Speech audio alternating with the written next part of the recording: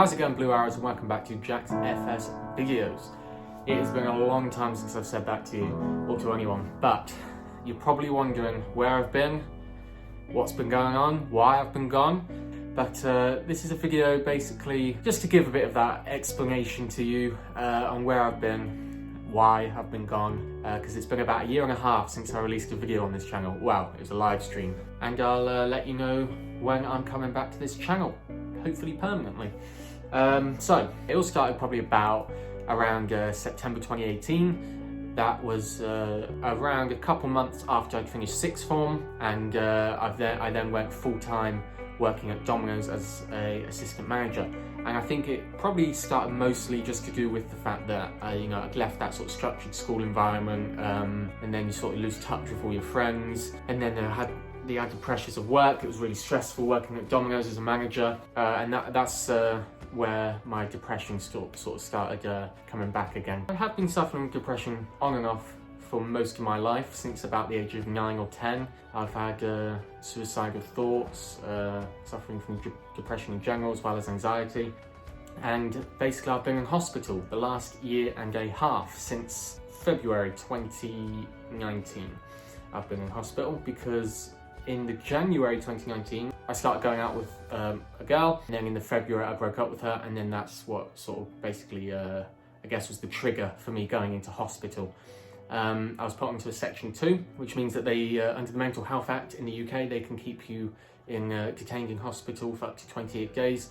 But I was only there for 6 or 7 days, and then I was discharged, just basically because I wanted to just get out of there. I sort of was refusing to accept the condition that I had, or conditions, and just wanted to get out basically. So I just told them what they needed to hear, and they gave me a diagnosis of adjustment disorder. And what triggered me to going into hospital specifically, the night before my girlfriend broke up with me, I didn't take it very well. I sort of just went out in my car and just started driving, and I ended up getting pulled over by the police because my girlfriend contacted them saying that she was worried about me. Well, ex-girlfriend at this point. Yeah, the police pulled me over because my ex-girlfriend had contacted them saying that she's worried, which was fair enough, because I said to her that I was genuinely thinking about ending my life that night. So she did the right thing, at least, despite everything that she did. Anyway, that was that admission. Then about a month later, I was going out with her again. I then also found out that she cheated on me, so we broke up again after another week or something of going out. That is then when I went into hospital for the second time. What triggered me to going in that time after the breakup was because I was found walking on the train tracks. So yeah, that was, it was hard. But a lot of things have happened since then. My best friend, one of my best friends killed herself in May. A couple months after I went into hospital. My granddad also passed away from cancer last November, and just a few other things. My dad's been going through some stuff health-wise, so there's just been a lot piled on all at once. Yeah, that's just basically why I've been there, and I've been in hospital ever since. I still am in hospital to this day. I'm still on a Section 3, and it's actually up for renewal next month, so hopefully I should come off of it. But obviously I'm at home. Basically, I've got leave right now. It's only for 3 days a week, or 2 nights a week really. So right now I'm doing it Sunday, Monday, Tuesday. Sort of been building that up, the leave, just doing a bit by bit basically. A couple hours a day, and then half a day, full day, overnight, and so on. I did think twice about making this video, because it is quite scary to sort of just put it all out there onto a camera and upload it to the internet. But I thought, well, mental health, obviously, as everyone knows, doesn't get enough publicity, I guess you could call it, enough talked about, basically. So I thought, no wonder everyone's so scared. This doesn't get nearly enough attention as it should do for the amount of people that actually suffer from it. A lot of people don't even realise they're suffering from it. Like me, last year, I didn't realise, now that I look back on it, I realise that all those signs, me stopping making YouTube videos, that's like symptom 1 of depression. You start losing enjoyment out of activities that you used to. So I just think the message is really, if you are struggling, if you are going through anything, no matter what it is, like I said, I'm going through depression, anxiety, mostly. I also got a diagnosis of personality disorder, as well as recently a diagnosis of autism spectrum disorder. So there's all sorts out there, and I've seen it all. I really have. Being in hospital for the last 12 months, I've really seen the whole spectrum of mental disorders and every different kind of mental health condition that there is. I don't think anyone can truly say that they understand a mental health condition unless you have it. I don't think anyone can. No one knows what depression is like unless you've been through it. No one knows what anxiety is like unless you have it. So yeah, the message basically is here: talk, go and seek help. And I know that sounds I know that sounds stupid, and everyone says it, and that you're not going to listen to it, because trust me, I've been there. I've been in my lowest days where I was in hospital last year, and I would not speak to anyone. I would refuse medication, refuse therapy, refuse psychology, refuse to talk, refuse to speak, refuse to listen, refuse to get out of bed, refuse to eat or drink, everything. Someone would come up to me every day and say, "Things will get better, Jack, things will get better, believe me." Or, just talk to us, let us know what's going on. And I just say, what a load of rubbish. Things are never going to get better for me, ever. And that is it.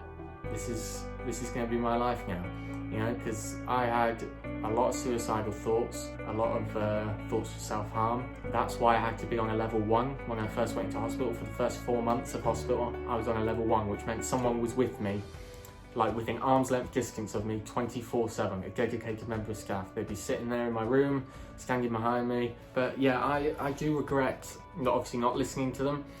But that thing's in the past now. I can't go back and change anything. I mean, maybe if I had listened to them, I'd believed that I could get better, and I had tried. Obviously, it would got better a lot quicker. But that's not how mental health conditions work, unfortunately.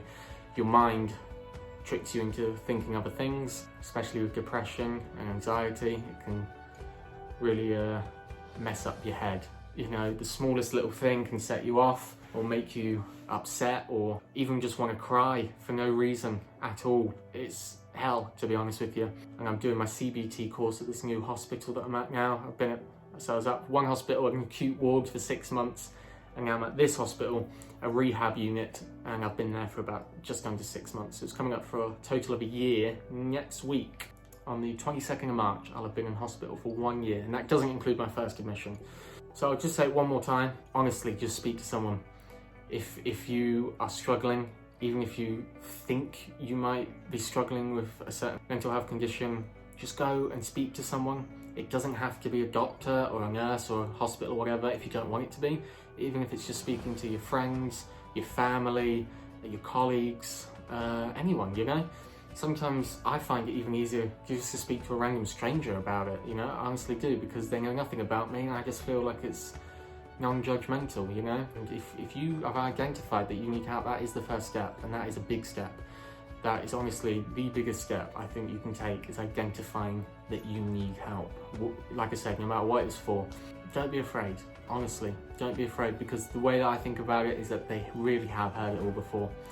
Don't be embarrassed to say something to a doctor or a nurse or whatever. Even if it is a new one, they're not going to be judgmental.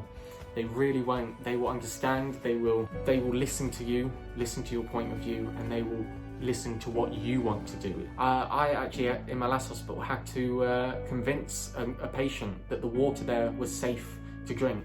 And that sounds probably like baffling to some of you, like how can someone think hospital water isn't safe? This man actually thought that drinking the water from the hospital was poison, and that the hospital were trying to kill him. So I had to go over and drink some water and show him that it was all right. So I think that's just an example. I think that really shows the mixture of people. But just don't be afraid of it. Honestly, don't be afraid of going to the doctor and asking for some help.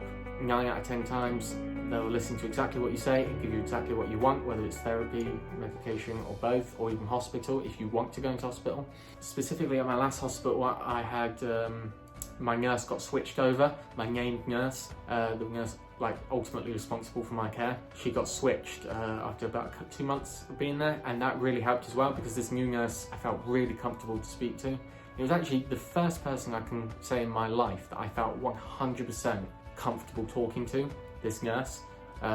She was very good at listening, very good at offering advice, the whole lot that you can ask for basically when you're talking to someone. I would talk to this nurse 2 or 3 times a week for 30 or 45 minutes at a time. I just found that so helpful to get me out of that ditch that I was in. This is the 3rd antidepressant I've tried, and I've been on this one now for 8 or 9 months, and it works like a gem. Obviously, it's not going to completely make you over the moon happy, but so first of all I was on fluoxetine, then mirtazapam, and now I'm on sertraline. So this one has worked fine. I'm not going to be switching to anything else. And I'm also on pregabalin right now, which is an anxiety medication. So yeah, all sorts of different medications out there, and it won't always work the first time. It won't. I speak from experience, but it will work eventually. So that's the mental health message sorted. Basically, I do have plans to come back to this channel very soon. As you can see, I am back home. Like I said, I am on leave. If you've been following me on Instagram, you will have noticed that I've been switching up a lot of stuff here. I've recabled everything, bought some new technology, new monitor mount there as well. So I am getting ready to come back. The plan is that I will do a live stream on Sundays. Same as I did before, 6 p.m. They should start within the next few weeks. I wouldn't say any longer than a month, but at least a week from when you're watching this. So at least a week from now, but shouldn't be any longer than a month, because I do want to get back to this while I'm in hospital.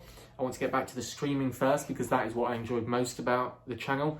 It was the live streams. I really enjoyed those. And I'm going to leave videos for now, if that's all right, because I just find those a little bit more stressful. Like if I didn't get something perfect, I'd be like, okay, re-record. I just like reading through the live chat, answering your questions, Q&As, and giveaways, races, all sorts of stuff. So that's what I want to get into first. So just stay tuned on my Facebook, Twitter, Snapchat, and Instagram. I'll be releasing the exact date that I'm coming back on those. So the main message of this video is to get help, or to at least talk to someone if you are struggling with any mental health condition, whether that be depression, anxiety, an eating disorder, any of the personality disorders, psychosis, whatever it is.